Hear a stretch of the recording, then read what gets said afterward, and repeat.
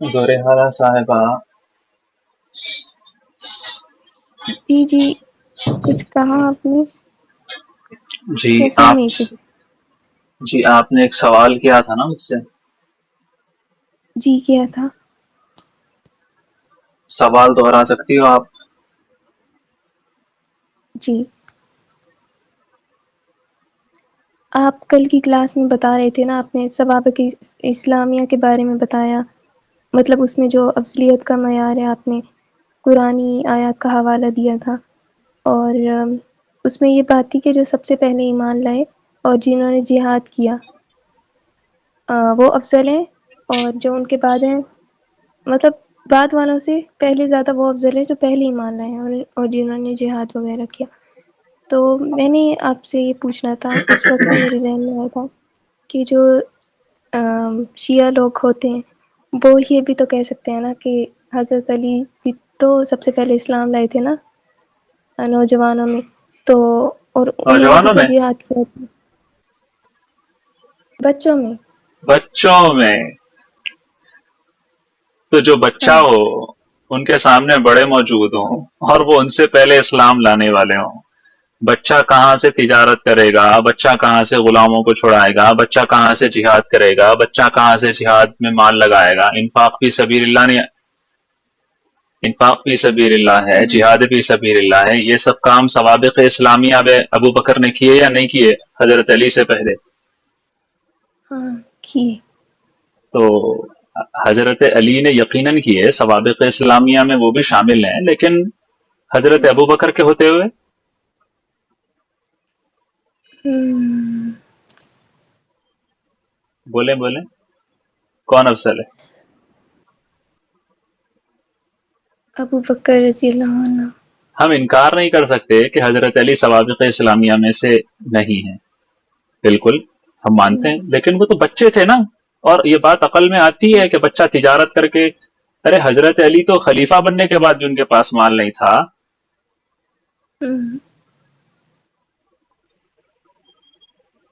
सही, बस और यही उन्होंने पूछना था जहन में। और उन्होंने जिहाद किया है तो वो कब किया है? बंदा जब जवान होता है तब करता है।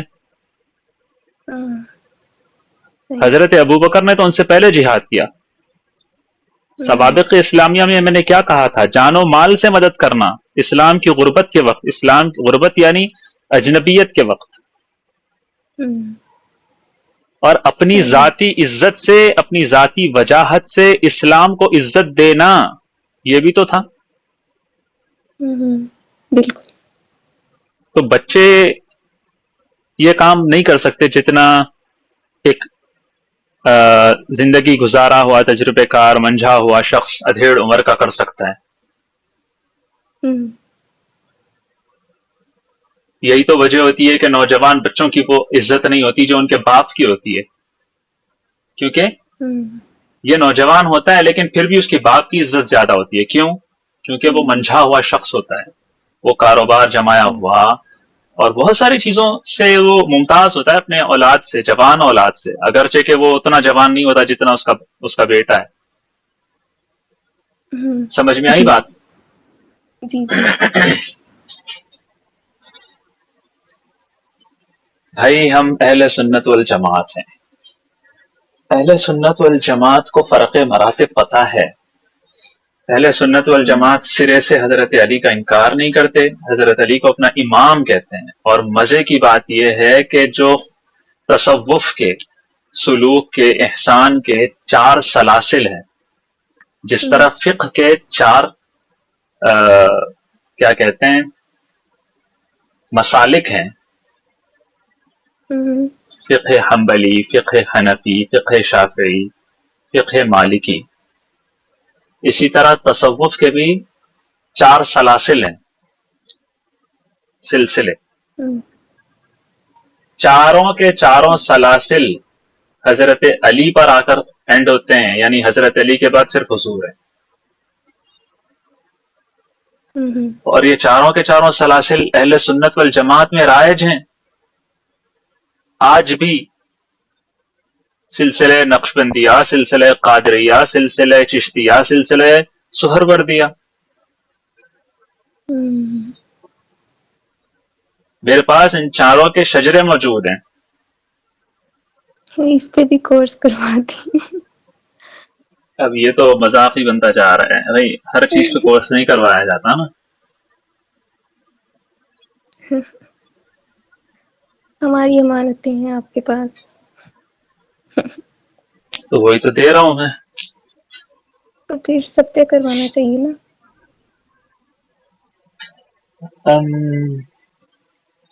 کچھ چیزیں ایسی ہوتی ہیں جو کورسز سے حاصل نہیں ہوتی، جوتیاں اٹھانے سے حاصل ہوتی ہیں، تو اس پہ کورس نہیں کروایا جا سکتا.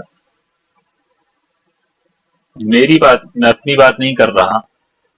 کچھ علوم، کچھ فنون ایسے ہوتے ہیں جو میں خود بھی حاصل نہیں کر سکتا جب تک کہ میں ان فنون والوں کی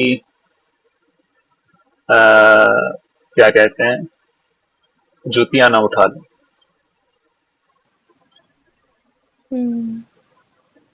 کچھ چیزیں ایسی ہوتی ہیں جو بغیر صحبت کے حاصل نہیں ہوتی. ایسا نہیں ہو سکتا کہ ہم نے کوئی کورس کروا دیا اور لوگوں کو وہ چیز آ گئی، ایسا نہیں ہوتا. یہ بھی آج آپ نے ایک بہت بڑی چیز سیکھی ہے. میرے جی. استاد محترم کہا کرتے تھے، مصدق نام تھا ان کا، مصدق صاحب. فی الحال میرے خیال میں اردن میں ہے وہ، یا کسی جگہ پر ہے، جارڈن میں. تو وہ کہتے تھے، سمجھا کر پوچھتے تھے، سمجھ میں آیا یا نہیں آیا؟ اور اگر کوئی کہتا سمجھ نہیں آیا تو وہ کہتے تھے اللہ کا شکر ہے تمہیں اتنا تو سمجھ آیا. کیونکہ یہ بھی ایک فہم ہے کہ آپ کو ایک چیز سمجھ نہیں آئی. بہت پریشانی یہ ہو جاتی ہے کہ انسان نہیں سمجھ کے یہ سمجھ رہا ہوتا ہے کہ وہ سمجھ گیا ہے، اور گمراہی کا شکار ہو جاتا ہے. نہ سمجھ آنا، نہیں سمجھ آیا، اس بات کا سمجھنا بھی اللہ کی عطا ہے. دنیا میں کتنے ایسے لوگ ہیں جو اپنے آپ کو بہت بڑا 30 مارخاں ترم خاں سمجھتے ہیں، مجھے ہی سب آتا ہے، میں ہی سب کچھ ہوں. جب علم آتا ہے تو انسان کو پتا چلتا ہے اسے کیا کچھ نہیں آتا. آپ نے کبھی مجھ سے، اتنے یہاں پر لوگ ہیں، کتنے لوگ ہیں بھائی؟ 9 لوگ ہیں مجھے چھوڑ کے. کیا کبھی مجھ سے سنا ہے کہ مجھے سب کچھ آتا ہے؟ کبھی سنا؟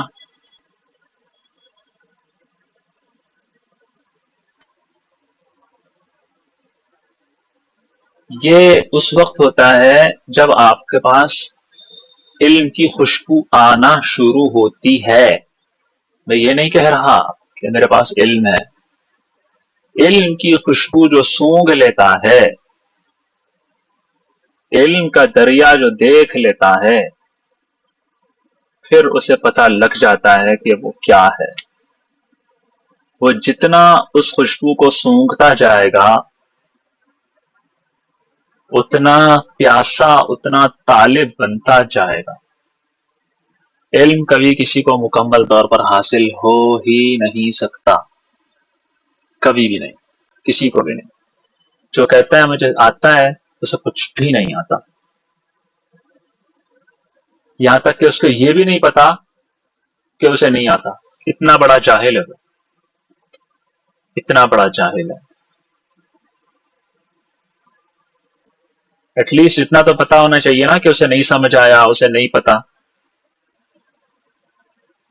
ہمارے لوگ ماشاءاللہ ایسے ہوتے ہیں، گوگل سے سرچ کر کے چیزوں کو پڑھنے، گوگل سے سرچ کر کے چیزوں کو پڑھنے کا نام وہ لوگ ریسرچ دیتے ہیں، اس کو کہتے ہیں ریسرچ. میں نے ریسرچ کی ہے سر، میں ریسرچ کر رہی ہوں سر، میں ریسرچ کر رہا ہوں سر. میں کہتا ہوں اللہ کرے اسے اتنی بات سمجھ میں آ جائے کہ یہ ریسرچ نہیں ہوتی. جس چیز کو تم ریسرچ کا نام دے رہے ہو پھر تو ساری دنیا پی ایچ ڈی ڈاکٹر ہوتی نا. اچھا، اب میرے سوال کا جواب یہ ہے کہ ترتیب دیکھی جائے گی نا افضلیت میں بھی، مطلب پہلے بزرگ اور پھر اس کے بعد جیسے بھی ترتیب ہوگی نوجوان پھر بچے، اس طرح سے. آپ کے سوال کا جواب پھر سے بتائیں. میں کہہ رہی ہوں کہ آپ کے کہنے کا مطلب یہ ہے کہ افضلیت کا جو بھی معیار آپ نے بتایا ہے اس میں بھی ترتیب دیکھی جائے گی نا.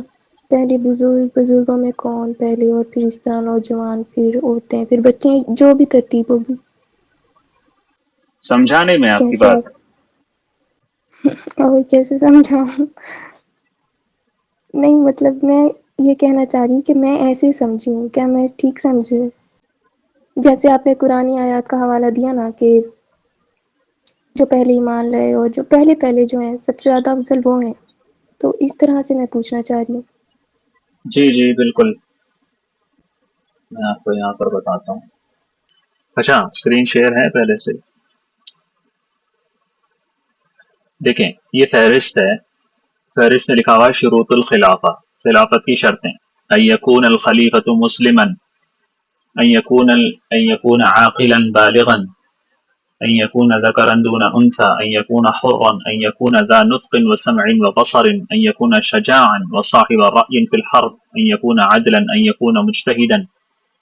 یہ ساری چیزیں ہوں. بات یہ نہیں ہے جو آپ کہہ رہی ہو. ظاہر سی بات ہے خلافت کے لیے دیکھا جائے گا وہ کیا کہتے ہیں بالغ ہو، بچہ نہ ہو. لیکن جب حضور صلی اللہ علیہ وسلم کا انتقال ہوا تھا اس وقت حضرت علی بچے تو نہیں تھے. تو یہ جو آپ کا جواب ہے نا، یہ جواب بنتا نہیں ہے. جواب وہ بنتا ہے جو میں نے آپ کو دیا ہے. آپ نے کہا تھا کہ شیعہ یہ کہتے ہیں کہ حضرت علی بھی تو سوابق اسلامیہ میں سے تھے نا، انہوں نے بھی تو سب سے پہلے اسلام قبول کیا، تو وہ خلیفہ افضل کیوں نہیں ہے سب سے پہلے خلیفہ؟ تو میں نے اس کا جواب دیا تھا کہ ان کے ہوتے ہوئے ان سے پہلے بھی تو سوابق اسلامیہ حاصل کرنے والے تھے نا صحابہ. یہ جواب بنتا ہے نا. ٹھیک ہے، سمجھ گئی. ہاں چلیے شروع کریں ہم. جی. بسم اللہ الرحمن الرحیم.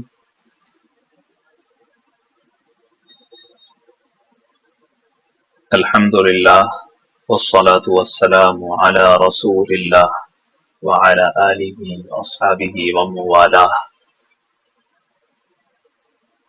اما بعد، اللہم صل وسلم علی سیدنا محمد.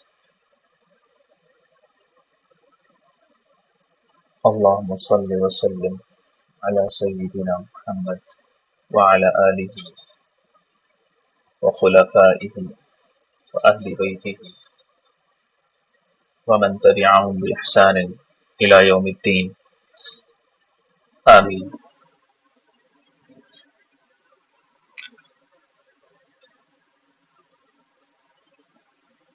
سب سے پہلے میں آپ لوگوں سے گزارش کرتا ہوں کہ حضرت اقدس حجت اللہ فی الارض الشاہ ولی اللہ المحدث الدہلوی رحمہ اللہ تعالی اور حضرت اقدس مولانا محمد ادریس صاحب کاندھلوی رحمہ اللہ تعالی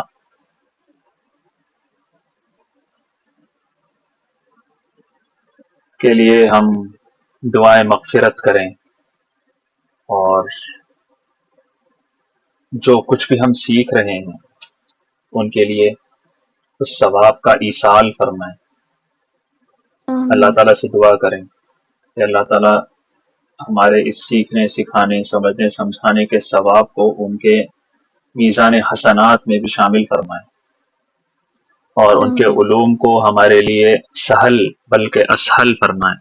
ہمارے دلوں میں، ہمارے رگ و ریشے میں اس کو پیوست کر دے، اس کے نور کو ہمارے اندر پیدا فرما دے، اور اس نور سے ہم ساری دنیا کو نورانی کر دیں، اس قابل ہمیں بنا دیں۔ جب آمین۔ مصنف جب رائٹر، جب مصنف کمال درجے کی دلیل پیش کرے، کمال درجے کا استدلال کرے، کمال درجے سے اپنی کتاب کو ترتیب دے، کمال درجے سے لوگوں کو ایک بہت حق کی طرف، ایک بڑے حق کی طرف متوجہ کرے، تو انسان کا دل اندر سے اس کا معتقد ہوتا ہے۔ زندگی میں آپ لوگوں نے قرآن اور حدیث کے بعد میں نہیں سمجھتا کہ ایسے شخص کی کتاب پڑھی ہوگی۔ للاکثر حکم الکل والی بات کر رہا ہوں میں، اکثر لوگوں نے نہیں پڑھی ہوگی۔ شاہ ولی اللہ محدث دہلوی کی کتابیں، ان کی باتیں پڑھنا ویسے تو ہر کسی کو نصیب نہیں ہوتا، اگر ہمیں ہو رہا ہے اور ہم اسے سمجھ رہے ہیں تو یہ بس پتہ نہیں اللہ تعالیٰ کا کیوں لطف و کرم ہو گیا ہم پر۔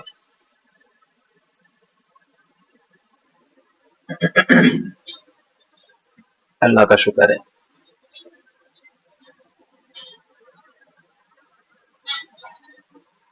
شاہ ولی اللہ محدث دہلوی کی کتاب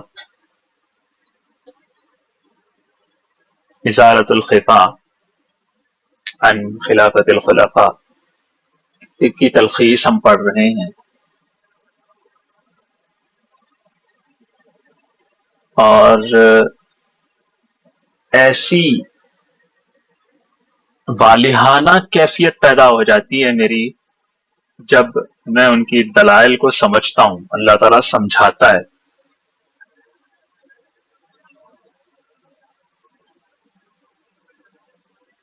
آج میں نے ایک دلیل پڑھی جو انشاءاللہ کل آپ لوگوں کے سامنے پیش کروں گا۔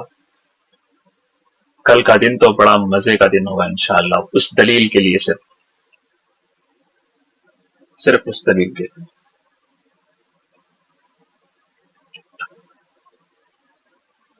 میں نے فرط مسرت میں اپنے ایک ساتھی کو خاص طور پر سنایا تو ان کی بھی حیرت کی انتہا نہیں تھی۔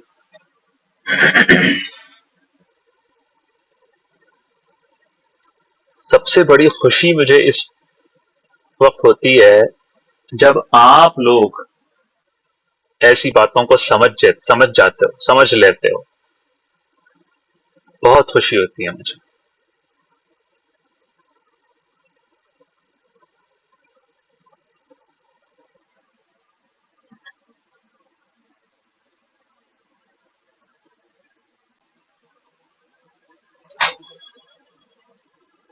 صاحب کتاب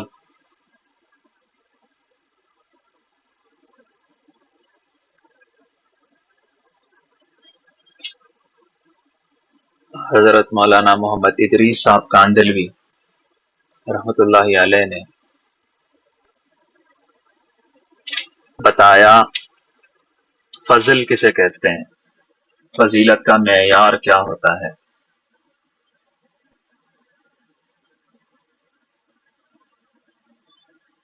اور اس کو سمجھانے کے بعد انہوں نے بتایا کہ سارے خلفائے اربعہ، 4 خلفاء، تمام صحابہ سے افضل ہیں۔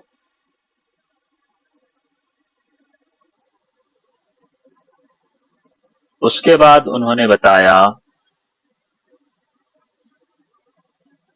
یہاں سے کہ شیخین یعنی ابو بکر و عمر رضی اللہ عنہما، باقی 2 خلفاء یعنی حضرت عثمان اور حضرت علی رضی اللہ عنہما، اور سارے ہی سارے صحابہ سے، بلکہ ساری کی ساری امت میں سب سے افضل ہیں۔ شیخین باقی دو خلفاء حضرت عثمان اور حضرت علی سے افضل ہیں، صرف ان دونوں سے نہیں، اگر ان دونوں سے ہو گئے تو سارے صحابہ سے بھی ہو جائیں گے، اور سارے صحابہ سے ہو گئے تو ساری امت سے افضل ہو جائیں گے۔ لیکن یہ بات محض عقیدت کی بنیاد پہ نہیں ہے، یہ بات محض کسی لفافے کی بنیاد پہ نہیں ہے، یہ بات صرف اس وجہ سے نہیں ہے کہ ہم اہل سنت میں پیدا ہو گئے۔ اس بات کو سمجھانے اور ثابت کرنے کے لیے صاحب کتاب نے 5 مضبوط ترین دلائل پیش فرمائے ہیں۔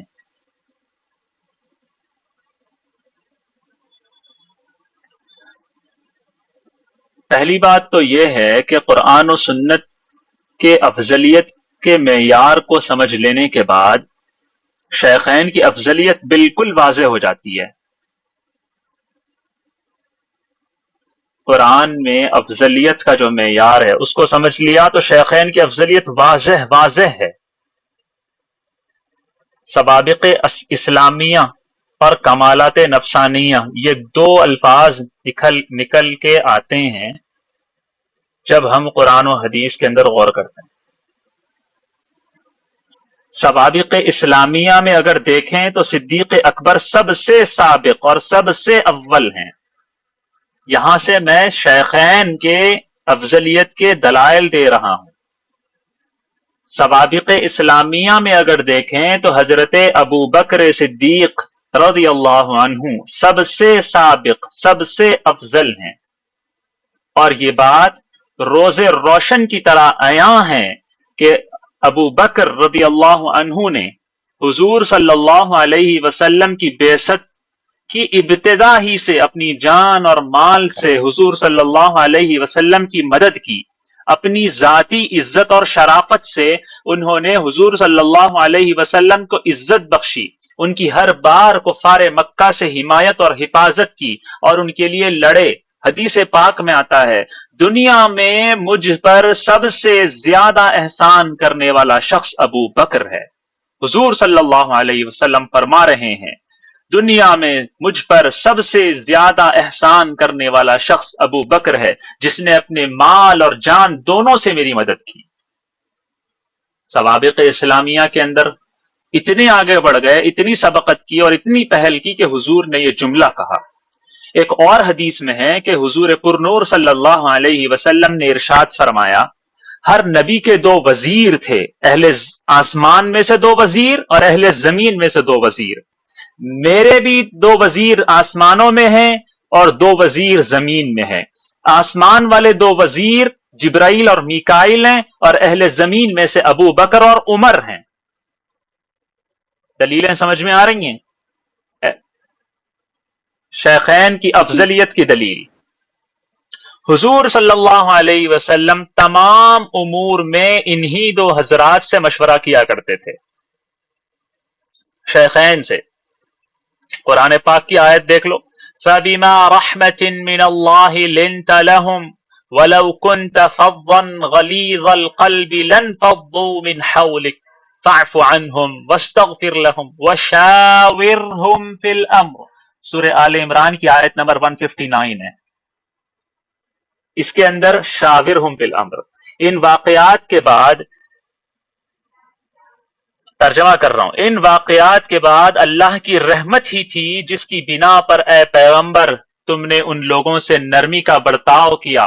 اگر تم سخت مزاج اور سخت دل والے ہوتے، اللہ تعالیٰ حضور پاک سے کہہ رہے ہیں اگر آپ سخت مزاج اور سخت دل والے ہوتے تو یہ تمہارے آس پاس ہٹ کر تتر بتر ہو جاتے، یعنی اتنا بڑا جمگھٹا ہوتا ہی نہیں۔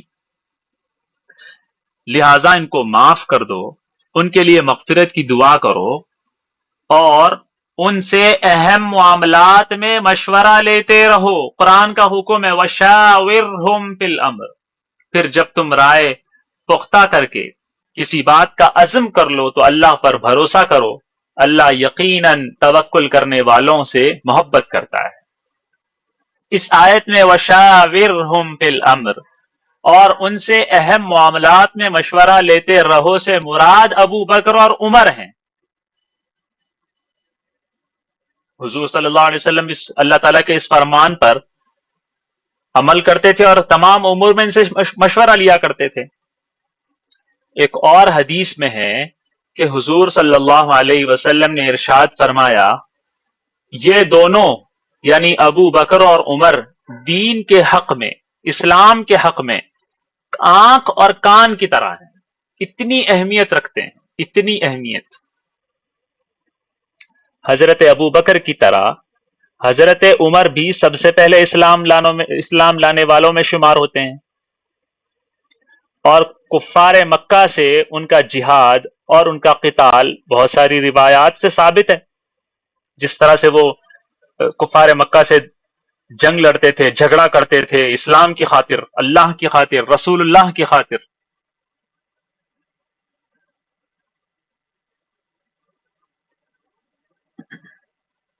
ان کا اسلام لانا اسلام کے لیے قوت اور عزت اور غلبے کا ذریعہ بنا۔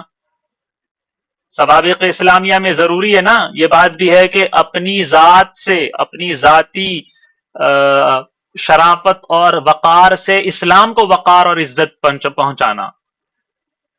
حضرت عمر کے اسلام لانے سے اسلام کو قوت، عزت اور غلبہ ملا۔ حضرت عمر کے اسلام لانے کے بعد مسلمانوں کو مسجد حرام میں نماز پڑھنے پر قدرت حاصل ہوئی، ورنہ وہ حضرت عمر کے اسلام لانے سے پہلے مسجد حرام میں کھلے طور پر نماز ادا نہیں کر سکتے تھے۔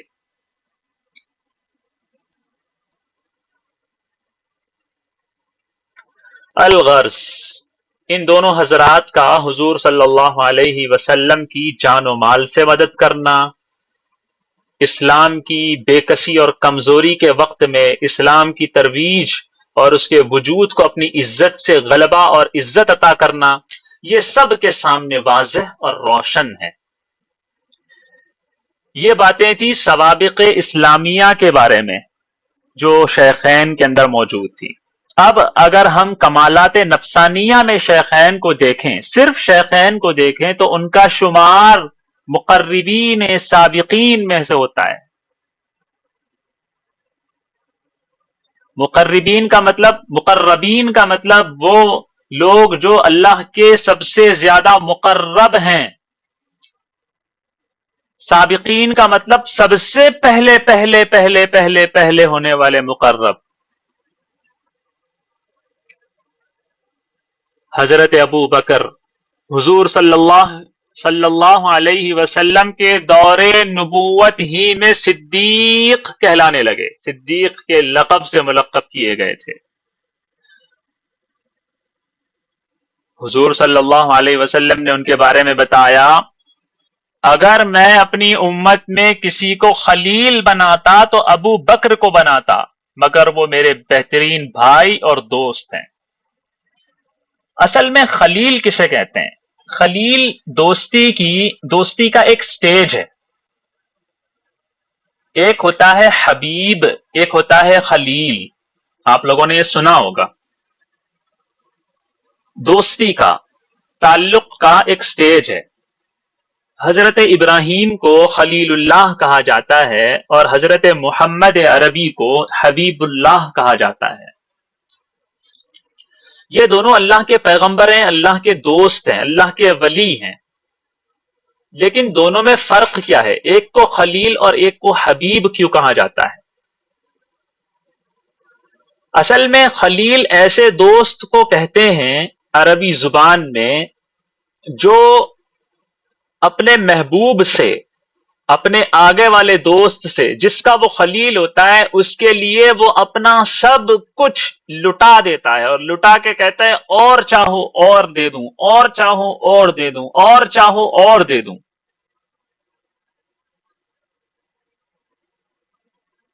خلیل کہتے ہیں۔ آپ نے دیکھا حضرت ابراہیم کی زندگی تمام تر قربانیوں میں ہے، ہر چیز اللہ کو دے دیا، اپنی عزت دے دی اللہ تعالیٰ کے لیے۔ انہوں نے پوری قوم کے سامنے ان کو برہنہ کر دیا گیا۔ اسی لیے جنت میں جب جائیں گے تو سب سے پہلے ان کو حضور صلی اللہ علیہ وسلم سے بھی پہلے ان کو جنتی لباس پہنایا جائے گا۔ انہوں نے کیا کچھ نہیں کیا، اپنی بیوی کی قربانی دے دی، اپنے بیٹے کی قربانی دے دی، کیا کچھ نہیں کیا انہوں نے. خلیل تھے نا وہ، محبوب کے لیے سب کچھ لٹا دینے والے. یہ ہے خلیل. اور ایک ہے حبیب. حبیب کا معنی ہوتا ہے ایک ایسا دوست جس کا وہ دوست ہوتا ہے وہ اپنے حبیب پر سب کچھ لٹا دیتا ہے، اس کا اپوزٹ.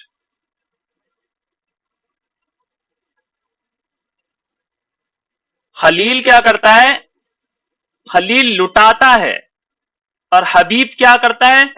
حبیب حاصل کرتا ہے، اپنے محبوب کی نعمتیں حاصل کرتا ہے.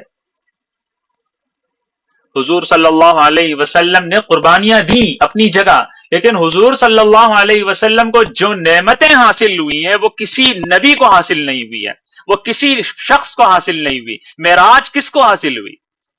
قرآن جیسا زندہ معجزہ کس کو حاصل ہوا جس کے اندر کوئی تبدیلی نہیں آ سکتی؟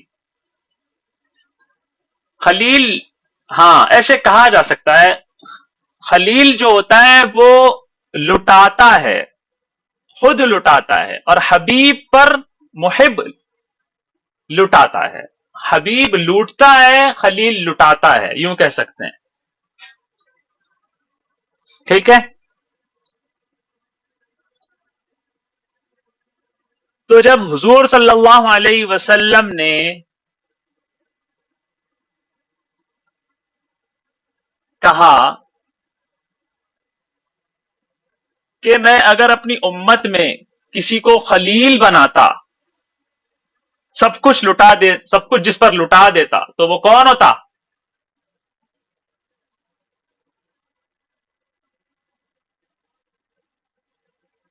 ابو بکر رضی اللہ عنہ. بالکل بالکل، وہ ہوتا ابو بکر.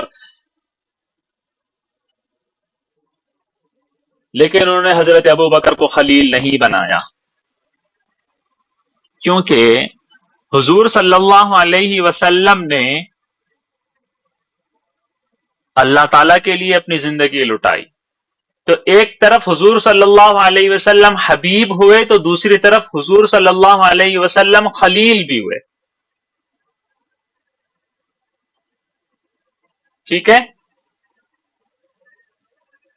ویسے تو ان کی نبوت، ان کی رسالت سارے انبیاء کی جامع تھی.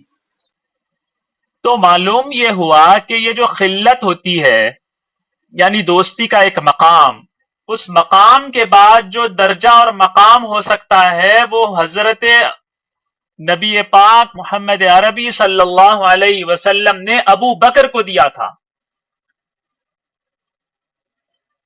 اس طرح حضرت ابو بکر صدیق کے لقب سے بھی ملقب ہوئے اور حضور کے سب سے زیادہ قریبی بنے.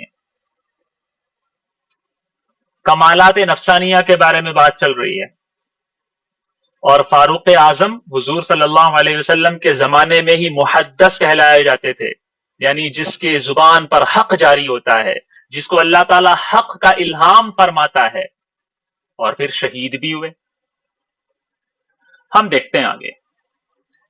اللہ تعالیٰ ارشاد فرماتے ہیں سورۃ الفاتحہ میں، اہدنا الصراط المستقیم صراط الذین انعمت علیہم.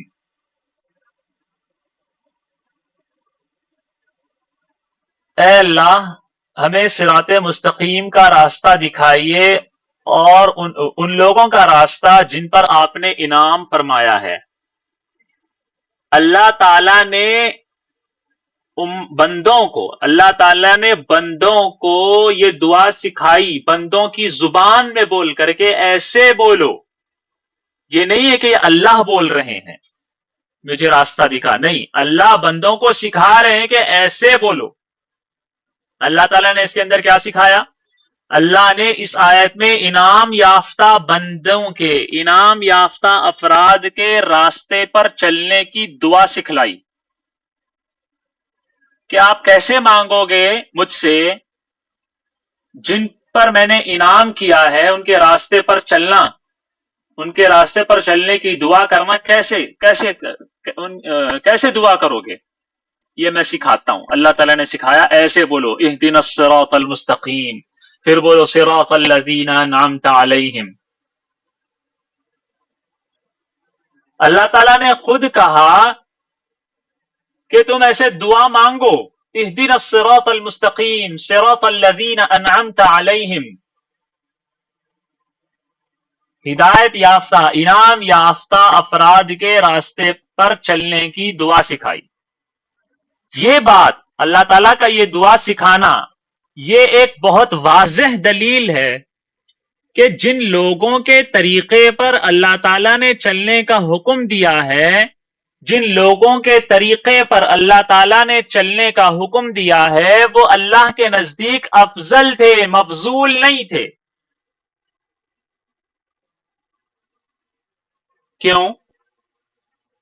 کوئی یہ بھی کہہ سکتا ہے نہیں، ہو سکتا ہے وہ ہمارے برابر تھے، ہو سکتا ہے وہ ہم سے ادنا تھے، لیکن ایسا کہنے والا عقل سے پیدل ہوگا، کیونکہ یہ بات عقل میں ہی نہیں آتی کہ کسی سے یہ کہا جائے کہ تم اپنے سے مفضول شخص کے راستے پر چلنے کی دعا کرو.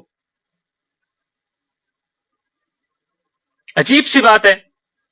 کیا اللہ تعالیٰ ایسے کہیں گے کہ تم اپنے سے کم درجے کے لوگوں پر کے راستے پر چلنے کی دعا کرو، مفضول شخص کے؟ نہیں کہہ سکتے. اچھا مفضول تو ختم ہو گیا، چلو ٹھیک ہے ہمارے برابر. بھائی تم خود اس راستے پر چل رہے ہو تو تمہارے مساوی، تمہارے برابر والے شخص کے راستے پر چلنے کی دعا کرنے کا کیا معنی، دعا سکھلانے کا کیا معنی؟ تو معلوم ہوا کہ ادنا اور مفضول کے بارے میں بھی دعا نہیں سکھلائی گئی، ہمارے برابر اور مساوی شخص کے بارے میں بھی دعا کرنا نہیں سکھلایا گیا، بلکہ ہم سے جو افضل ہوگا، اللہ کے نزدیک جو افضل ہوگا، اس کے راستے پر چلنے کی اللہ تعالیٰ نے دعا سکھلائی ہے. تو معلوم ہوا نا کہ انعام یافتہ بندے اللہ تعالیٰ کے نزدیک افضل ہیں. جی ہاں. اب انعام یافتہ بندے کون ہیں؟ خود اللہ تعالیٰ نے اس آیت کی تفسیر فرما دی. اللہ تعالیٰ نے خود اس آیت کی تفسیر فرما دی اور بتا دیا کہ انعام یافتہ لوگ ہوتے کون ہیں. اللہ تعالیٰ ارشاد فرماتا ہے وَمَن يُطِعِ اللَّهَ وَالرَّسُولَ فَأُولَئِكَ مَعَ الَّذِينَ أَنْعَمَ اللَّهُ عَلَيْهِمْ مِنَ النَّبِيِّينَ وَالصِّدِّيقِينَ وَالشُّهَدَاءِ وَالصَّالِحِينَ. اس آیت میں انعام یافتہ بندوں کی، افراد کی اللہ تعالیٰ نے فہرست بتا دی. کون ہے انعام یافتہ؟ النبیین، انبیاء، الصدیقین، مقام صدیقیت حاصل کرنے والے، الشہداء، شہید ہونے والے، الصالحین، نیک افراد. اس آیت میں اللہ تعالیٰ نے فہرست بتا دی اور یہ بھی بتا دیا کہ سارے مسلمان صالحین اللہ کے نزدیک افضل ہیں باقی سارے لوگوں سے. اور صالحین مسلمان سے افضل طبقہ شہداء کا ہے، اور شہداء سے زیادہ افضل طبقہ اللہ کے نزدیک صدیقین کا ہے، اور صدیقین سے بھی افضل طبقہ اللہ کے نزدیک انبیاء کا ہے. انبیاء سے زیادہ افضل اللہ کے نزدیک کوئی نہیں، اور نبوت کا دروازہ بند ہو چکا ہے. لہٰذا اب یا تو انسان صدیق ہو سکتا ہے، یا شہید ہو سکتا ہے، یا صالحین میں شمار ہو سکتا ہے. پتہ یہ چلا کہ اللہ کے نزدیک نبوت کے بعد سب سے بڑا افضلیت والا درجہ صدیقین کا ہے، کیونکہ نبوت کے بعد اللہ نے کہا من النبیین والصدیقین.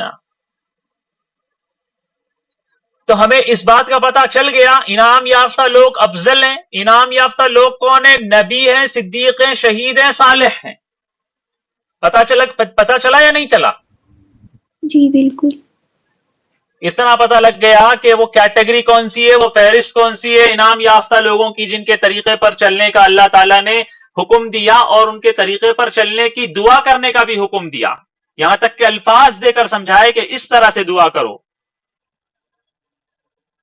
اب ایک حدیث سنیے. عن انس بن مالک رضی اللہ عنہ ان رسول اللہ صلی اللہ علیہ وسلم صعد احدا وابو بکر وعمر وعثمان فرجف بهم فقال رسول الله صلى الله عليه وسلم اثبت احد فانما عليك نبي وصديق وشهيدان. ترمذی شریف کی یہ روایت ہے. اس حدیث میں اس کے علاوہ اور ایک بھی حدیث ہے مسند احمد کی، اس میں بھی ایک روایت ہے جس میں حرا پہاڑی پر حضور صلی اللہ علیہ وسلم، ابو بکر، عمر اور عثمان ساتھ بیٹھے ہوئے تھے. پہاڑ حرکت کرنے لگتا ہے تو حضور صلی اللہ علیہ وسلم نے فرمایا کہ ٹھہرے رہو حرا، تم پر یا تو نبی ہیں یا صدیق ہیں یا شہید ہیں. کون تھے اس کے اوپر؟ حضور، ابو بکر، عمر، عثمان. پہاڑ حرکت کر رہا ہے. اور اسی طرح میں نے ترمذی کی روایت بتائی، اس کے اندر حضرت ابو بکر ہیں، حضور ہیں، حضرت ابو بکر ہیں اور عمر ہیں اور عثمان ہیں. ٹھیک ہے، پہاڑ حرکت کر رہا ہے. حضور کیا کہہ رہے ہیں؟ تم پر یا تو صدیق ہیں، یا تو نبی ہیں، یا صدیق ہیں، یا شہید ہیں. ان احادیث میں حضور نے صراحت کے ساتھ یہ فرما دیا کہ ابو بکر صدیقیت کے مقام پر ہیں اور عمر فاروق اور عثمان غنی مقام شہادت پر ہیں. کیونکہ حضور نے کیا کہا؟ حضور نے کیا کہا؟ اثبت احد، احد پہاڑ ثابت رہو، ٹھہرے رہو، ہلو مت. فانما علیک نبی، اس لیے کہ تم پر نبی ہے ایک، وہ صدیق، اور ابو بکر صدیق ہے، وہ شہیدان، اور دو شہید ہیں یعنی عثمان اور حضرت عمر. ہم نے سب سے پہلے یہ دیکھا کہ اللہ تعالیٰ نے انعام یافتہ بندوں کے راستے پر چلنے کی دعا سکھائی. پھر ہم نے یہ دیکھا کہ انعام یافتہ بندے ہوتے کون ہیں؟ انعام یافتہ بندے افضل ہوتے ہیں. پھر ہم نے یہ دیکھا کہ انعام یافتہ بندے جو صدیق اور شہید ہیں وہ ہوتے کون ہیں؟ حضور نے صاف صاف بتا دیا کہ ابو بکر صدیق ہیں، عمر فاروق اور عثمان غنی شہید ہیں. تو اس سے پتہ چلا انعام یافتہ بندے ہیں یہ. ابو بکر صدیقیت کے مقام پر ہیں اور حضرت عمر فاروق اور عثمان غنی مقام شہادت پر ہیں. یعنی جن پر اللہ تعالیٰ انعام فرماتے ہیں ان میں سے سب سے اعلیٰ طبقوں میں یہ دونوں شمار ہوئے، صدیقین اور شہداء کے زمرے میں داخل ہوئے. اور سورہ فاتحہ میں اللہ تعالیٰ تمام مسلمانوں کو ان کے راستے پر چلنے کی دعا مانگنے کا حکم فرما رہا ہے. اس سے صاف ظاہر ہوتا ہے کہ ابو بکر اور عمر امت میں سب سے اعلیٰ ترین طبقے میں یعنی مقربین سابقین میں شامل تھے. سمجھ میں آئی بات؟ یہ مقربین سابقین کیا ہے؟ ساری آیات کو اور احادیث کو اگر بہت اچھے سے پڑھا جائے، سمجھا جائے، غور کیا جائے تو پتہ لگتا ہے کہ ساری کی ساری امت تین گروہ میں منقسم ہے، تین گروہ میں تقسیم شدہ ہے. ایک ہے مقربین سابقین، سب سے زیادہ مقرب اور اسلام لانے میں، ایمان لانے میں سب سے پہل کرنے والے لوگ. دوسرا طبقہ آتا ہے ابرار اور مقتصدین، نیک لوگ اور میانہ روی اختیار کرنے والے لوگ. تیسرا گروہ ہے اپنے آپ پر ظلم کرنے والے لوگ یعنی گنہگار. امت میں تین قسم کے لوگ ہوں گے، یا تو مقربین سابقین ہوں گے، سب سے زیادہ مقرب ہوں گے، صدیق اور شہید ہوں گے، یا وہ لوگ ہوں گے جو صدیق اور شہید نہیں ہے، بس نیک لوگ ہیں اور میانہ روی سے چلتے ہیں، نہ ادھر ہوتے ہیں نہ ادھر ہوتے ہیں، بس اپنے آپ کو سنبھال کے زندگی گزارتے ہیں، نیک رہتے ہیں. اور تیسرا وہ ہوگا جو گنہگار ہوگا، کافر و ظالم ہوگا، ہے نا. یہ تین گروہ ہیں.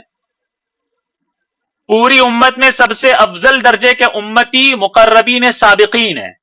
مقربین سابقین میں مقام صدیقیت اور مقام شہیدیت ہونا لازمی ہے، کیونکہ اللہ تعالیٰ نے بتا دیا نا، کیونکہ یہ نبوت کے بعد کے اعلیٰ درجے ہیں. اللہ تعالیٰ نے بتا دیا من النبیین والصدیقین، اس کے بعد کا درجہ وہی ہے، والشہداء اس کے بعد کا درجہ وہی ہے. ٹھیک ہے. اور شیخین کا صدیق ہونا اور شہید ہونا تو تسلیم شدہ بات ہے، خود حضور نے بتا دیا. اسی وجہ سے تابعین، صحابہ کے شاگرد جیسے کہ حضرت حسن بصری اور ابو العالیہ ان دونوں نے صراط مستقیم کی تفسیر میں نقل کیا ہے. صراط مستقیم کیا ہے؟ انہوں نے بتایا صراط مستقیم سے مراد حضور صلی اللہ علیہ وسلم اور شیخین یعنی ابو بکر اور عمر کا طریقہ مراد ہے. ازالت الخفا میں یہ بات لکھی ہوئی ہے. وہ کہتے ہیں صراط مستقیم کون سا راستہ ہے؟ وہ راستہ جو حضور کا ہے، ابو بکر کا ہے اور عمر کا ہے. کون کہہ رہے ہیں؟ کون کہہ رہے ہیں؟ حضرت حسن بصری رحمہ اللہ تعالی.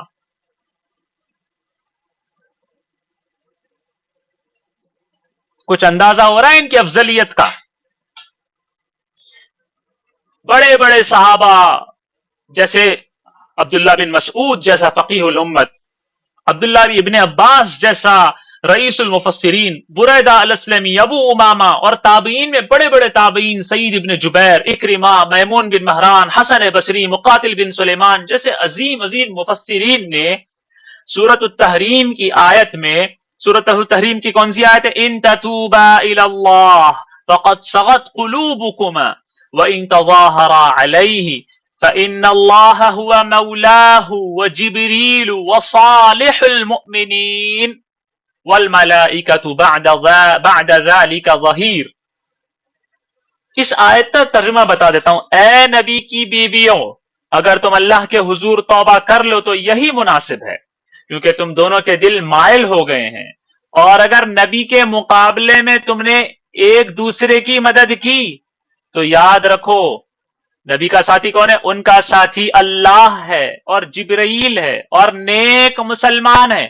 هو مولاه فإن الله هو مولاه وجبريل وصالح المؤمنین.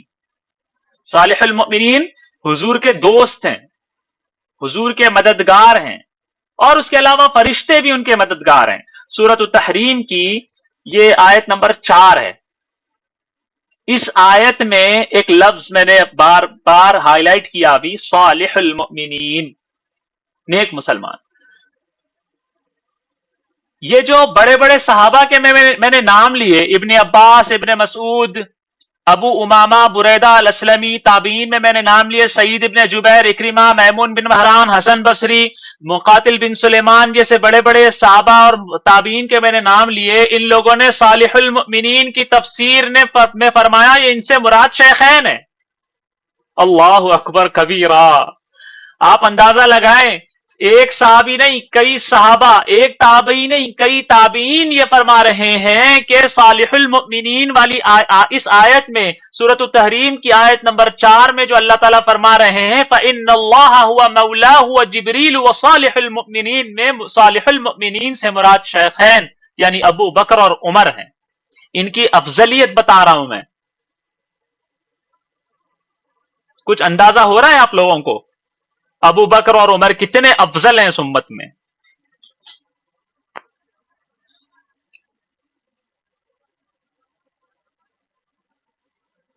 جی بالکل.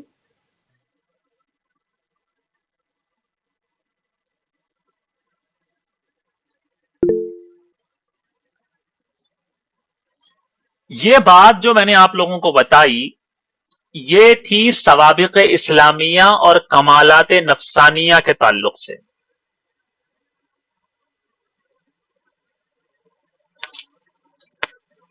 سوابق اسلامیہ یعنی اسلام میں سبقت کرنا اور بہت ساری چیزوں کے ذریعے سے اسلام کو تقویت پہنچانا. کمالات نفسانیہ کا مطلب خود اتنے مقرب ہونا کہ نبوت کے بعد سب سے بڑے مقامات پر فائز ہونا. یہ بات میں نے بتائی. اب یہ بات بھی بے شمار احادیث سے ثابت ہے کہ شیخین کے ہاتھوں پر نبوت کے کام انجام پائے. ہم نے بارہا پڑھا جیسے قرآن کریم کا ایک جگہ جمع کرنا، یہ نبوت کا کام ہے نا، ان کے ہاتھوں پر پورا ہوا. احادیث نبویہ کی نشر و اشاعت کرنا، لوگوں کے مقدمات کی تحقیق کر کے احادیث کے مطابق ان کا فیصلہ کرنا، امر بالمعروف نہی عن المنکر کرنا. یہ امر بالمعروف اور نہی عن المنکر ایک ایسی صفت ہے، ایسا نبوت کا کام ہے جس کے بارے میں اللہ تعالیٰ نے اس امت کی خیر اور بھلائی کا معیار بتایا ہے. یعنی اس امت کے بارے میں بتایا کہ یہ امت امر بالمعروف اور نہی عن المنکر کرتی ہے. جس کے کرنے والے جو بھی امر بالمعروف اور نہی عن المنکر کرتا ہے اس کے کرنے والوں کو اللہ تعالیٰ نے خیر امت کہا، یعنی جس کے پاس امر بالمعروف اور نہی عن المنکر جتنے زیادہ کمال کے ساتھ ہوگا وہ اتنی زیادہ افضل امت شمار ہوگی۔ اور اللہ تعالیٰ خود کہتے ہیں کہ حضور صلی اللہ علیہ وسلم کی امت میں سب سے زیادہ امر بالمعروف ہے، نہی عن المنکر کی صفت عظیم ہے، اور شیخین اس امت کے سابقین میں سے ہونے کی وجہ سے خیر امت کے اولین مصداق بنتے ہیں، کیونکہ اللہ تعالیٰ نے بتایا خیر امت میں سب سے پہلے کون داخل ہوا؟ ابو بکر، عمر۔ بات سمجھ میں آ رہی ہے؟ اب اس سے سمجھ میں آتا ہے کہ حضرت ابو بکر اور حضرت عمر اس امت کے سب سے زیادہ افضل ترین افراد ہیں۔ خود اللہ تعالیٰ مہاجرین اولین، وہ صحابہ جو ہجرت کرنے والے ہیں اور پہلے ہجرت کرنے والے ہیں، ان کی شان میں اللہ تعالیٰ فرماتے ہیں الذین امکناہم فی الارض اقاموا الصلاة وآتوا الزکاة وامروا بالمعروف ونہوا عن المنکر وللہ عاقبۃ الامور۔ سورۃ الحج کی آیت نمبر 41 ہے۔ اللہ تعالیٰ خود مہاجرین اولین کے بارے میں کہہ رہے ہیں، خود کہہ رہے ہیں۔ حضرت ابو بکر بھی مہاجر، ہجرت کرنے والے ہیں حضور کے ساتھ، حضرت عمر بھی مکی ہیں، قریشی ہیں، انہوں نے بھی ہجرت کر کے مدینہ تشریف لے گئے، وہ تو مہاجرین اولین میں شمار ہوتے ہیں۔ ان کے بارے میں اللہ تعالیٰ کہہ رہے ہیں یہ لوگ ایسے ہیں کہ اگر ہم ان کو دنیا میں حکومت دیں تو یہ لوگ نماز قائم کریں گے، زکوٰۃ ادا کریں گے، اور دوسروں کو نیک کاموں کا حکم دیں گے اور برے کاموں سے منع کریں گے، یعنی امر بالمعروف اور نہی عن المنکر کریں گے۔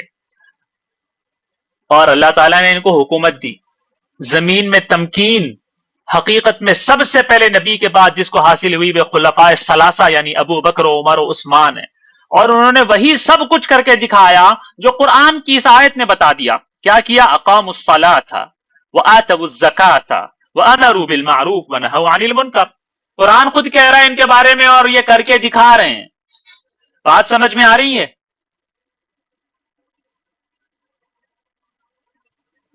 جی۔ ایک آیت سن لو، وَلَقَدْ كَتَبْنَا فِي الزَّبُورِ مِن بَعْدِ الذِّكْرِ أَنَّ الْأَرْضَ يَرِثُهَا عِبَادِيَ الصَّالِحُونَ۔ پہلے آیا تھا صالح المؤمنین، یہاں آ رہا ہے عبادی الصالحون۔ ترجمہ کیا ہے؟ اور ہم نے آسمانی کتابوں میں لکھنے کے بعد یہ لکھ چکے ہیں کہ اس زمین کے مالک میرے نیک بندے ہوں گے۔ یہ ان الارض جو ہے، ان الارض کے زمین کے مالک بنیں گے میرے نیک بندے، تو اس سے تو ساری دنیا کی سرزمین مراد ہے، ساری دنیا مراد ہے کہ جو نیک بندے ہوں گے اللہ تعالیٰ کے، وہ اس دنیا کے وارث ہوں گے، اس دنیا کے مالک ہوں گے۔ لیکن ابن عباس رضی اللہ عنہما کی تفسیر کے مطابق الارض سے مراد سرزمین شام ہے۔ اللہ تعالیٰ کہہ رہے ہیں کہ سرزمین شام کے وارث ہوں گے میرے نیک بندے، اور یہ بات اللہ تعالیٰ نے صرف قرآن میں نہیں پیش کی بلکہ آسمانی صحیفوں میں یہ لکھا ہے، زبور میں، تورات میں، انجیل میں، دوسرے انبیاء کو جو صحف ملے اس کے اندر، اور کس یہ کب لکھا؟ من بعد الذکر، لوح محفوظ میں لکھ دیا تھا سب سے پہلے کہ سرزمین شام میں میرے نیک بندے وارث ہوں گے، سرزمین شام کے میرے نیک بندے مالک بنیں گے۔ یہ اللہ تعالیٰ نے کہاں لکھا؟ سب سے پہلے لوح محفوظ میں لکھ دیا، ازلی تقدیر بنا دی، اس کے بعد اس کو انہوں نے مختلف کتب سماویہ میں پیش کیا، اس کے بعد اسی کو اللہ تعالیٰ ہمیں بتا رہے ہیں قرآن مجید میں کہ ہم نے آسمانی کتابوں میں لکھا، اور اس سے پہلے لوح محفوظ میں لکھا کہ سرزمین شام کے وارث اور مالک میرے نیک بندے ہوں گے۔ اب اس آیت سے معلوم ہوتا ہے کہ اللہ تعالیٰ کی جو مراد تھی، غیب والی مراد، وہ حضور صلی اللہ علیہ وسلم سے ہی پہلے لکھی جا چکی تھی۔ کیا تھی؟ وہ یہ تھی کہ سرزمین شام کو صالحین کے ہاتھ پر فتح حاصل ہونا ہے.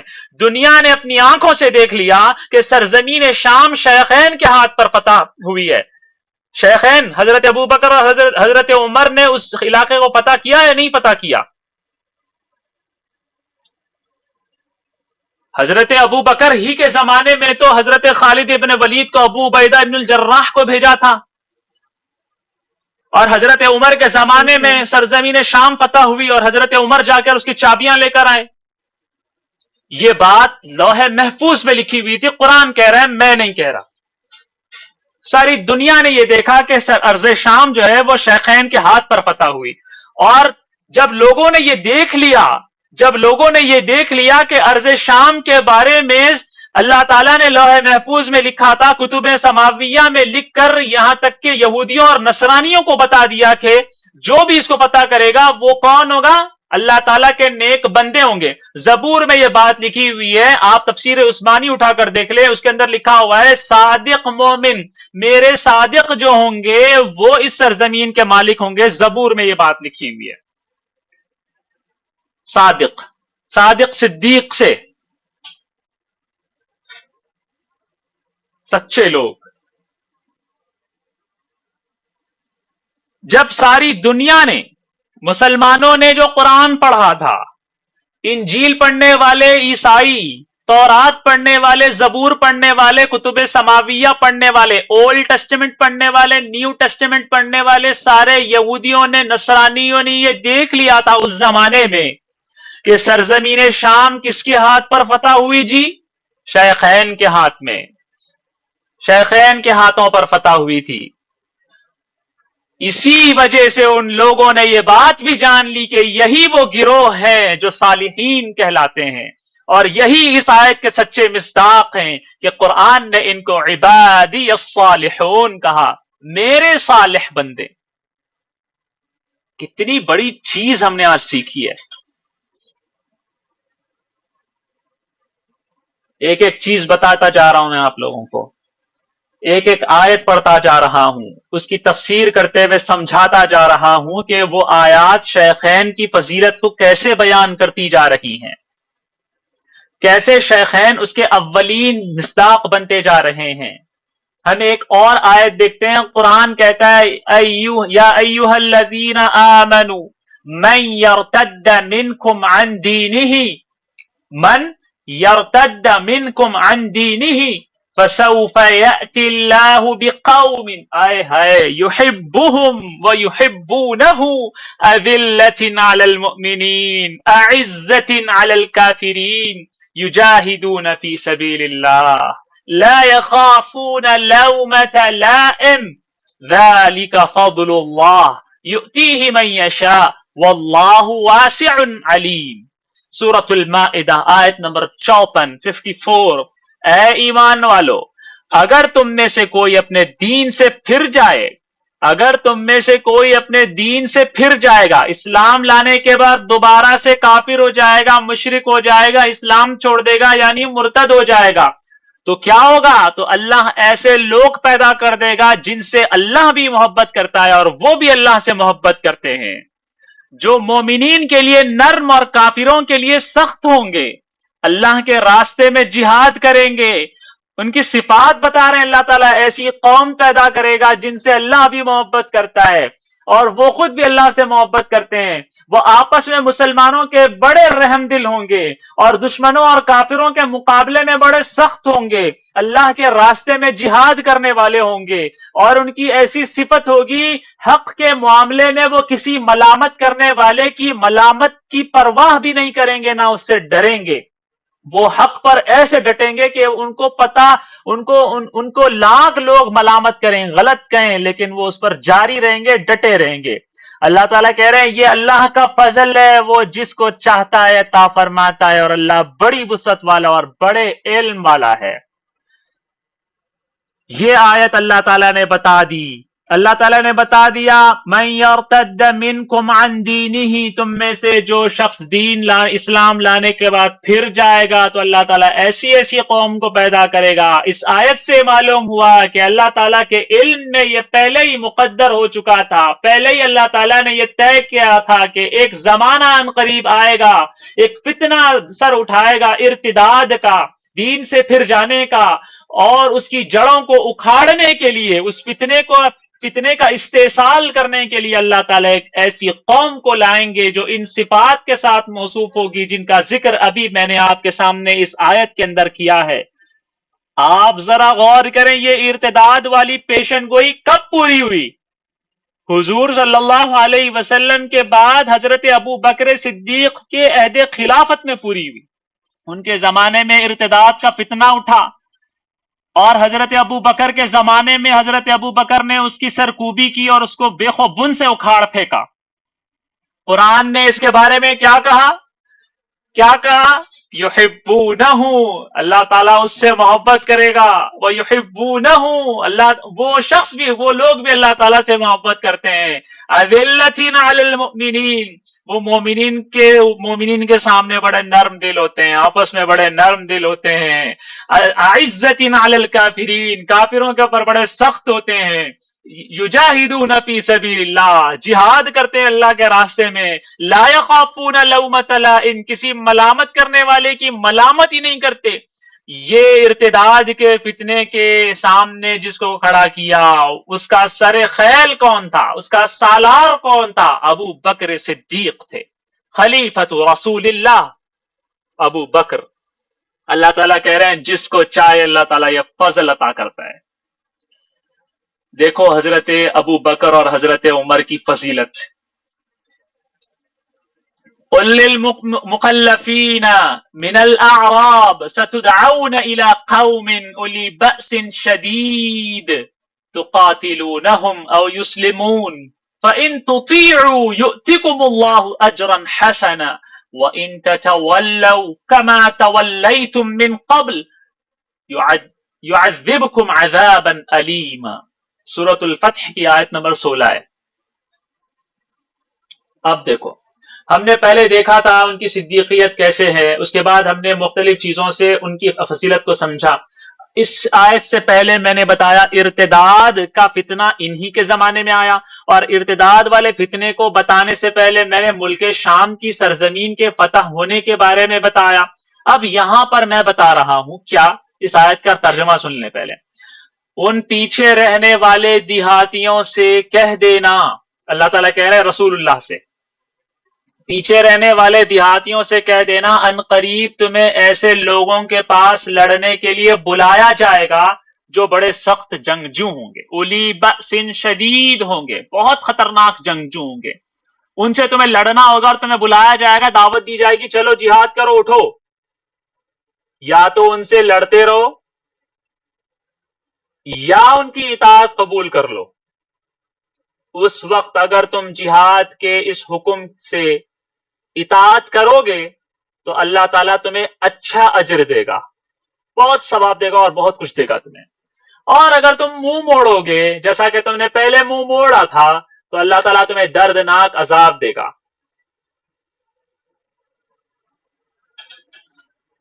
اللہ تعالیٰ نے یہ بتا دیا نبی صلی اللہ علیہ وسلم کے ذریعے کہ خطرناک اولی بأس شدید، بہت عظیم، بہت بڑے، بہت سخت جنگجو قسم کی قوموں سے تمہاری مجھ بھیڑ ہوگی، تمہارا آمنا سامنا ہوگا۔ اس وقت تمہیں جہاد کرنا ہوگا، اطاعت کرنی ہوگی۔ یہ آیت ہم نے سمجھی۔ اس آیت کے مفہوم سے کیا ثابت ہوتا ہے؟ یہ ثابت ہوتا ہے کہ ان قریب، یعنی حضور صلی اللہ علیہ وسلم کے زمانے میں بتایا جا رہا تھا کہ ان قریب ایک وقت آئے گا کہ خلیفہ وقت لوگوں کو جہاد فارس اور جہاد روم کی دعوت دے گا، کیونکہ یہ جہاد فارس اور جہاد روم، یہ جو دو جہاد تھے، یہ کیسے لوگوں کے ساتھ تھے؟ اولی بأس شدید کے ساتھ تھے، بڑے سخت جنگجو۔ مسلمان ان کے سامنے کچھ نہیں ہے، اسی لیے بار بار ان لوگوں نے مسلمانوں سے کہا یہ لو، کیا چاہیے؟ کچھ پیسے چاہیے، یہ لو، کچھ کھجور کے بوریاں لے لو، جاؤ جاؤ، کیا یاد کرو گے تم؟ ایسی باتیں کی ہیں۔ اولی بأس شدید تھے یہ لوگ، इनसे जिहाद कब हुआ, इनसे मुठभेड़ कब हुई, इनसे मैदान जंग में आमना सामना कब हुआ? खलीफा वक्त हजरत अबू बकर और खलीफा वक्त हजरत उमर रदी अल्लाह अन्हु के दौरे खिलाफत में हुआ। जिहाद फारिस और जिहाद रूम की दावत वो खलीफा देगा और शरई तौर पर सारी कौम को अल्लाह की तरफ से ये हुक्म है कि वो उस खलीफा की इताअत करें। और ये पेशन गोई कब पूरी हुई? अभी मैंने आपको बता दिया, खिलाफत के हजरत अबू बकर और हजरत उमर के जमाने में ही खिलाफत उनकी खिलाफत के जमाने में ही ये पेशन गोई पूरी हुई है। हम देखते हैं कैसर और किसरा की हुकूमतों का दरहम बरहम होना, उनकी हुकूमतों के बजाय यानी उनकी हुकूमत खत्म होके इस्लाम की हुकूमत का कायम होना, ये वो चीजें हैं जिसको दीन की मजबूती और तमकीन कहा जाता है। और खलीफा बनाने की गर्ज अल्लाह ताला की यही थी कि दीन मजबूत हो, तमकीन हासिल हो दीन को।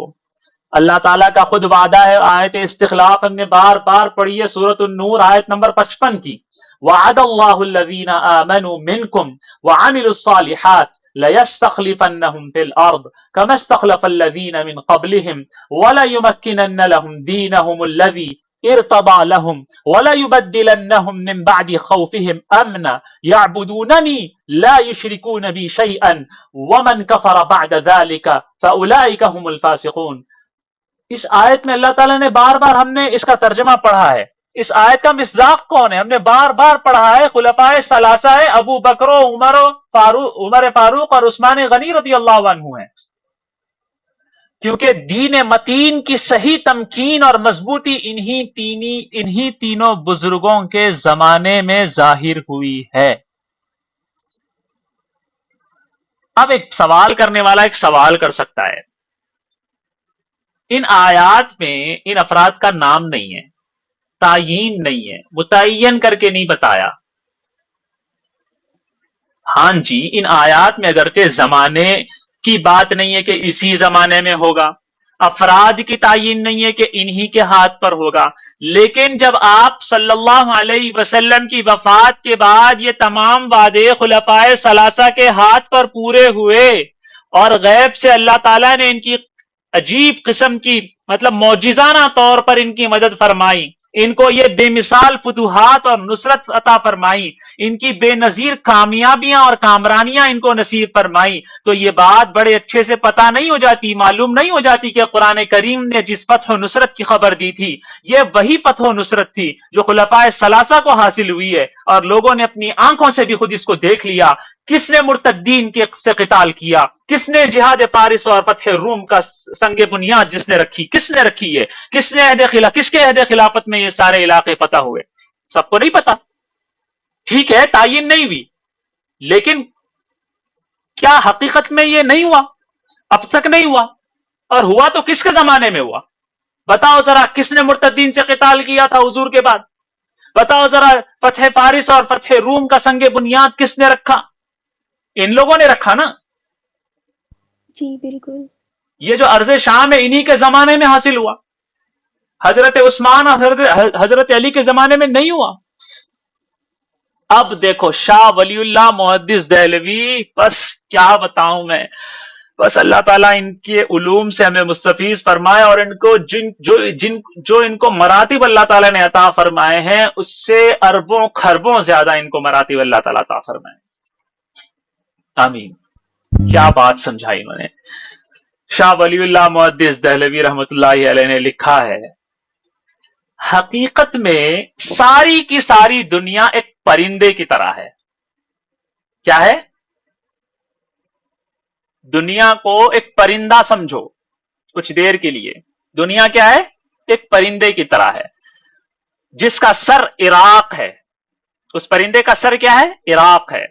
रूम और फारिस उसके दो बाजू और पर हैं, और हिंदुस्तान और इंग्लिस्तान या हिंदुस्तान और तुर्किस्तान उसके दो पांव हैं। ये उन्होंने बताया, जरा समझो। सारा का सारा जो ग्लोब है, जो सारी की सारी दुनिया है, वो एक परिंदे की तरह है। उस परिंदे का सर क्या है? इराक। उस परिंदे के बाजू क्या है? रूम और फारिस। اس پرندے کے پاؤں کیا ہے؟ ہندوستان، انگلستان یا ہندوستان اور ترکستان؟ چائنا، ترکستان سے مراد۔ یہ بات شاہ ولی اللہ دہلوی رحمت اللہ علیہ فرمانے کے بعد یہ کہتے ہیں، ذرا بتاؤ کہ اس پرندے کے سر کو یعنی عراق کو کس نے کچلا؟ ابو بکر و عمر نے۔ ذرا بتاؤ اس کے بازو یعنی پر روم و فارس کو کس نے کاٹا؟ ابو بکر و عمر، ہے نا؟ اور شیخین سے پاؤں بچ گئے، ہندوستان انگلستان بچ گئے، وہ ابھی تک باقی ہیں جناب۔ او ہو کیا بتاؤں میں ان کی فراست کے بارے میں آپ لوگوں کو، ذرا سمجھو۔ ابو بکر ہندوستان تک نہیں آئے تھے، ابو بکر کے زمانے میں انگلستان کا، امریکہ کا وجود نہیں ہوا تھا، یہ دونوں پاؤں تھے جو ان سے بچ رہے تھے۔ سر کو انہوں نے کچل ڈالا، پروں کو انہوں نے اکھاڑ کے پھینک دیا، اور جہاں جہاں پر وہ لوگ گئے وہاں آج اسلام ہے، مسلمانوں کے ملک سمجھے جاتے ہیں وہ۔ عراق مسلمانوں کا ملک، ارض شام مسلمانوں کا ملک، ایران مسلمانوں کا ملک۔ اے ہے، میں پھر سے بولتا ہوں آپ کو، شاہ ولی اللہ محدث دہلوی کیا لکھتے ہیں؟ ساری دنیا حقیقت میں ایک پرندے کی طرح ہے، اس کا سر عراق ہے، روم و فارس اس کے دو بازو ہیں، ہندوستان اور انگلستان یا ہندوستان اور چائنا، ترکستان اس کے دو پاؤں ہیں۔ اس کو بہت اچھے انداز میں انہوں نے لکھا، ذرا بتاؤ کہ اس پرندے کے سر کو کس نے کچلا، اس کے بازو کس نے کاٹے، اور بچ گئے تھے اس کے پاؤں، تو وہ ابھی تک باقی ہیں۔ اللہ اکبر، ہے نا مزیدار بات؟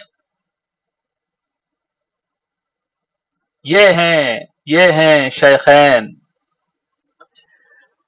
اللہ اکبر، یہ ساری آیات قرآنیہ تھی جن سے ثابت ہوتا ہے کہ حضرت ابو بکر اور حضرت عمر امت میں سب سے زیادہ افضل تھے۔ اگر ان سب آیات قرآنیہ کے ساتھ ہم احادیث کو بھی ملا لیں، وہ احادیث جیسے کنویں اور ڈول والی حدیث تھی، ترازو والی حدیث تھی، یاد ہے آپ لوگوں کو؟ حضور صلی اللہ علیہ وسلم نے کہا تھا کہ میں نے اپنے آپ کو خواب میں دیکھا میں ایک کنویں پر ہوں اور وہاں پر ایک ڈول ہے، وہ والی حدیث۔ ترازو والی حدیث کہ تولا گیا حضور کو اور ابو بکر کو تو حضور بھاری نکلے، پھر ابو بکر اور عمر کو تو ابو بکر بھاری نکلے۔ ان آیات کے ساتھ ان احادیث کو بھی شامل کر لیا جائے۔ ایک اور حدیث بھی ہے، بادل والی حدیث جس کے اندر شہد اور گھی ٹپک رہا ہے، یہ ساری احادیث پہلے گزر چکے۔ اور کنکریوں والی حدیث کہ تینوں کے ہاتھوں میں کنکریوں نے کلمہ پڑھا، تسبیح پڑھی، ان احادیث کو ملا لیا جائے تو حقیقت اور بھی واضح ہو کر سامنے آتی ہے نا، کہ ابو بکر اور عمر اور عثمان، ابو بکر عمر، ابو بکر عمر، حضور کے بعد ابو بکر عمر، افضلیت سامنے آتی ہے ان لوگوں کی، اور یہ معمہ حل ہو جاتا ہے، سمجھ میں آ جاتی ہے بات۔ ابو بکر اور عمر ساری امت میں، ابو بکر اور عمر ساری امت میں سب سے افضل ہیں۔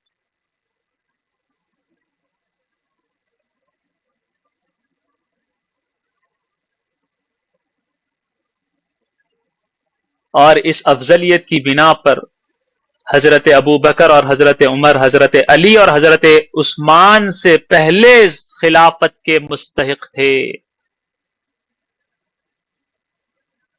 حضور صلی اللہ علیہ وسلم نے خود بتایا، اقتدوا بالذین من بعدی ابی بکر و عمر، میرے بعد ابو بکر اور عمر کی اقتداء کرنا، مرض الوفات میں ابو بکر رضی اللہ عنہ کو اپنی جگہ پر کھڑا کرنا، یہ سارے اشارات کیا ہے؟ اگر ہم ان سب میں غور کریں، ان احادیث میں غور کریں، ان اشارات میں غور کریں، ان اعمال میں غور کریں، تو ہمیں یہ ساری کی ساری چیزیں بہت صراحت کے ساتھ بلیغ اور لطیف انداز میں سمجھ آنے لگ جائیں گی۔ اور ہمیں ایک بات سمجھ میں آئے گی کہ قرآن میں اجمال ہے، اختصار ہے، قرآن میں ان کی صفات بتائی گئی ہیں، احادیث میں اس کی تفصیل ہے، تفسیر ہے۔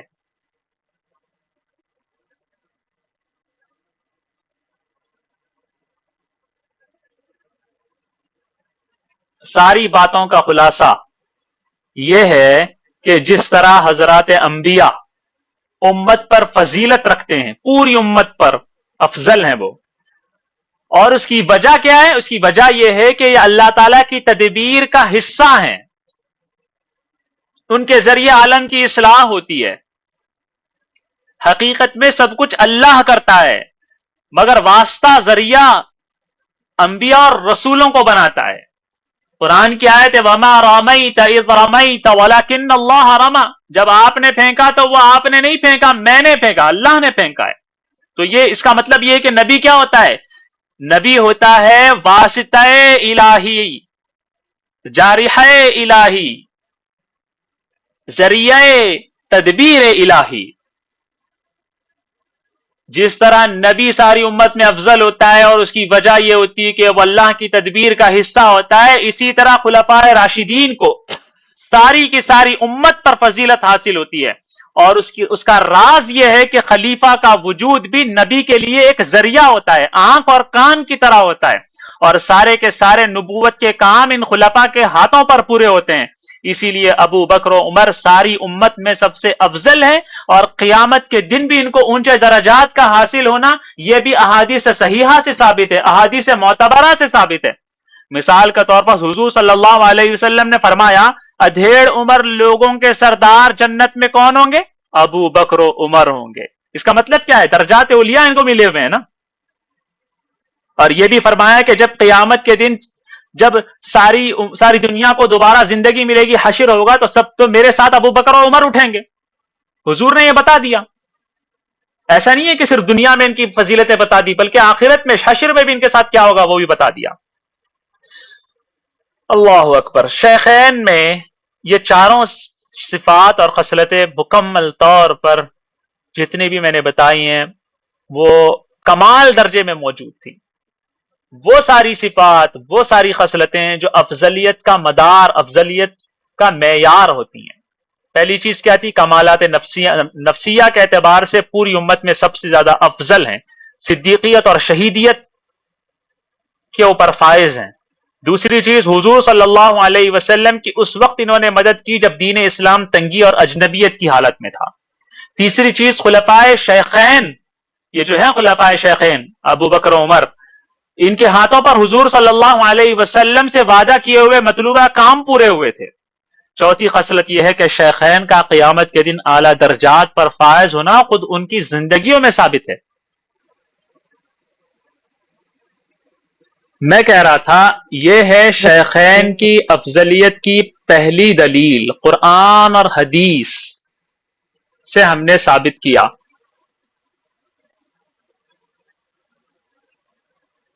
دلیل نمبر 2، دلیل نمبر 3، دلیل نمبر 4، دلیل نمبر 5 بہت مختصر ہے، میں آج ہی آپ لوگوں کو سنا دوں گا، 10 منٹ میں انشاءاللہ مکمل ہو جائے گا۔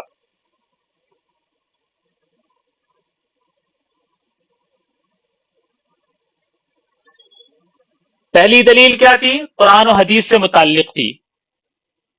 اب شیخین کی افضلیت کی دوسری دلیل یہ ہے کہ حضور صلی اللہ علیہ وسلم ہی کے زمانہ سعادت میں ساری امت کی زبان پر یہ تھا کہ ابو بکر کے حضور صلی اللہ علیہ وسلم کے بعد امت میں سب سے افضل ابو بکر ہیں، اور ان کے بعد عمر ہیں، اور ان کے بعد حضرت عثمان ہیں، اور اس طرح کی بہت ساری روایات بخاری میں موجود ہیں۔ یہ ایک بڑی دلیل ہوئی یا نہیں ہوئی؟ جس سے صاف ظاہر ہو جاتا ہے کہ خلفائے راشدین، خلفائے ثلاثہ اسی ترتیب کے ساتھ، یعنی پہلے ابو بکر، پھر عمر، پھر عثمان فضیلت رکھتے ہیں، اور حضور صلی اللہ علیہ وسلم کے زمانے میں ہی یہ ترتیب، یہ فضیلت اسی ترتیب کے ساتھ زبان زد تھی پورے صحابہ کے، پورے مسلمانوں کے۔ کسی کو اس کے اندر کوئی شک اور شبہ نہیں تھا، اس ترتیب پر کسی کو کوئی اعتراض نہیں تھا۔ ثقیفہ بنی ساعدہ میں اور دیگر مقامات میں جب خلیفہ کے متعلق، خلافت کے متعلق کوئی گفتگو ہوئی، کوئی بحث ہوئی، تو ابو بکر رضی اللہ عنہ کے لیے صرف خیر الامہ افضل الناس احق بالخلافہ خیر الامت ابو بکر خیر الامہ، ابو بکر امت میں سب سے بہتر ہیں، ابو بکر افضل الناس لوگوں میں سب سے افضل ابو بکر ہیں، ابو بکر احق بالخلافہ خلافت کے سب سے زیادہ حقدار ابو بکر ہیں. اس طرح کے الفاظ بولے گئے تو سب سمجھ گئے، لڑائی جھگڑا نہیں ہوا اس کے بعد. گویا ان کے نزدیک یہ بات پہلے سے ہی طے شدہ تھی، واضح تھی، اور ان جملوں کو الگ سے دلائل دینے کی ضرورت نہیں پڑی. یعنی ثقیفہ بنی ساعدہ میں جب جھگڑا ہوا، جب بحث ہوئی کہ خلیفہ کون بنے گا، انصار کہہ رہے ہیں خلیفہ ہمارے پاس سے بنے گا، مہاجرین کہہ رہے ہیں خلیفہ ہمارے پاس سے بنے گا، وہاں جا کر حضرت ابوبکر حضرت عمر ان لوگوں کو بات سمجھا رہے ہیں، بول رہے ہیں. حضرت ابوبکر کہہ رہے ہیں کہ یہاں پر اتنے لوگ موجود ہیں، ان میں سے کسی کے ہاتھ پر بیعت کر لو، کسی کو خلیفہ بنا لو. تو وہاں پر بس یہ کہا گیا خیر الامہ ابو بکر کی شان میں، بتایا گیا افضل الناس ابو بکر کی شان میں، احق بالخلافہ ابو بکر کی شان میں. تو اتنا کہہ دینا کافی ہو گیا. سب جوق در جوق آ کر ابو بکر کے ہاتھ پر بیعت کرنے لگ گئے. یہ نہیں پوچھا کہ کیسے افضل ہیں، کیسے خلافت کے زیادہ مستحق ہیں، کیسے امت میں سب سے افضل ہیں، سب سے بہتر ہیں. یہ پوچھنے کی ضرورت ہی نہیں پڑی، کیونکہ ان سب کو پہلے سے ہی حضور کے زمانہ مبارک ہی میں پتا تھا، اسی ترتیب کے ساتھ کہ ابو بکر سب سے افضل ہیں، عثمان سب سے افضل ہیں، اب عمر سب سے افضل ہیں، لیکن ابو بکر کی شان سب سے اعلیٰ ہے، اس کے بعد عمر ہے، اس کے بعد عثمان ہے. تو صرف ان کی یاد دہانی کے لیے اتنا کہہ دینا کافی تھا کہ ابو بکر افضل الناس، ابو بکر خیر الامہ، ابو بکر احق بالخلافہ. بس بات ختم ہو گئی. یہ اس بات کی دلیل نہیں ہے کہ ابو بکر اور عمر سب سے زیادہ افضل ہیں. یہ تھی دوسری دلیل، مختصر تھی نا. تیسری دلیل، اللہ اکبر کبیرہ، سارے صحابہ کا اجماع ہے، کسی کا اختلاف ہی نہیں ہے صحابہ میں سے. صحابہ اور تابعین کے جو اقوال ہیں، جو آثار ہیں، ان کے بارے میں جو منقول ہیں ابو بکر کی شان میں، عمر کی شان میں، وہ اتنے زیادہ ہیں، اتنے زیادہ ہیں کہ ان کا شمار ہی نہیں ہو سکتا. ابو بکر کی افضلیت، حضرت عمر کی افضلیت، ابو بکر کی افضلیت اور حضرت عمر کی افضلیت کے بارے میں صحابہ کا اجماع ہے، صحابہ کا اجماع ہے. تو اس صحابہ کا اجماع ابو بکر و عمر یعنی شیخین کی افضلیت کی تیسری دلیل ہے. شیخین کی افضلیت کی چوتھی دلیل کیا ہے؟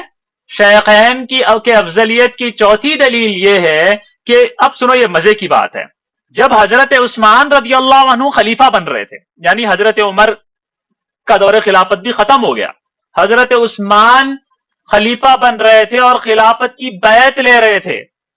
اس وقت حضرت عبد الرحمن بن عوف جیسے جلیل القدر صحابی ان سے بیعت کرتے وقت ایک شرط لگاتے ہیں، کہتے ہیں کہ آپ کو اپنے زمانہ خلافت میں شیخین کے طریقے پر عمل کرنا ہوگا، ان کی سیرت پر چلنا ہوگا.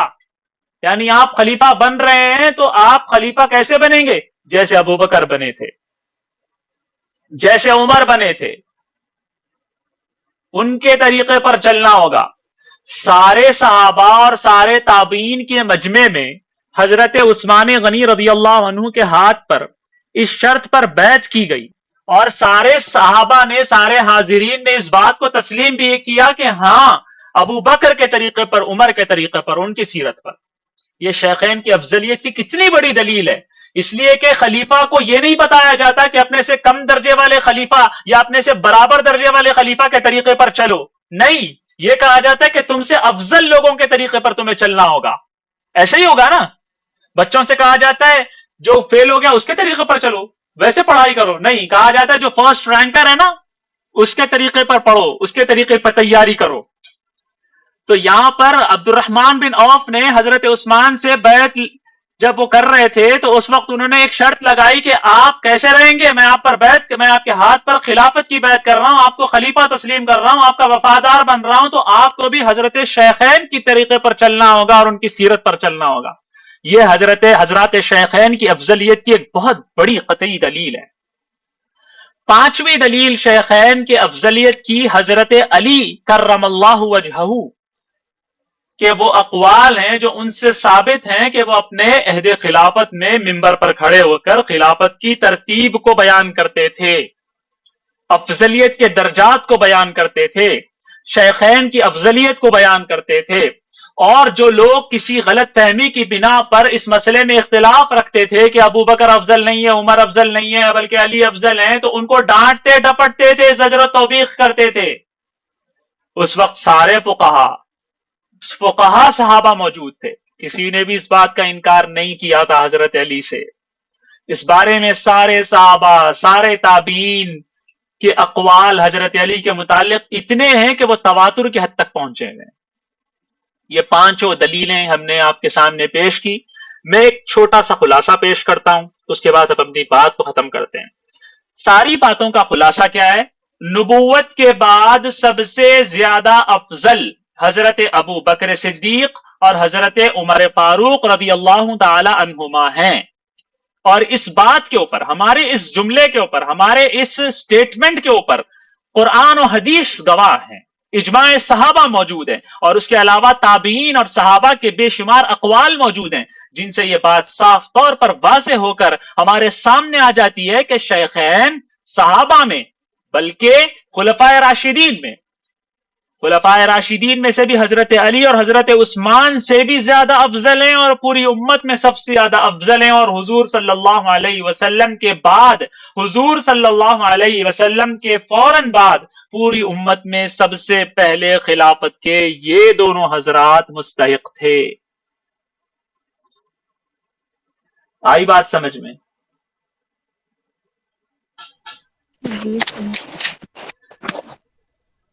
مجھے یقین ہے کہ آپ لوگوں نے دلائل کو یاد نہیں رکھا.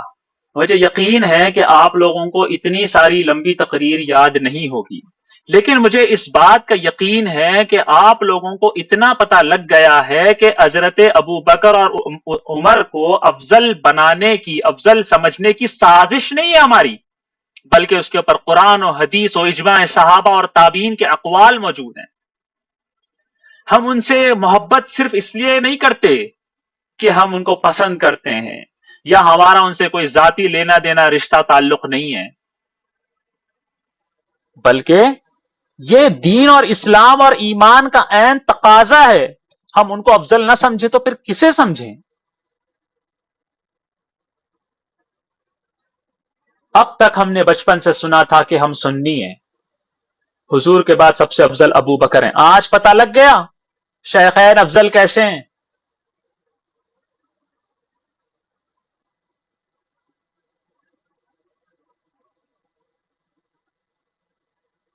الحمدللہ رب العالمین.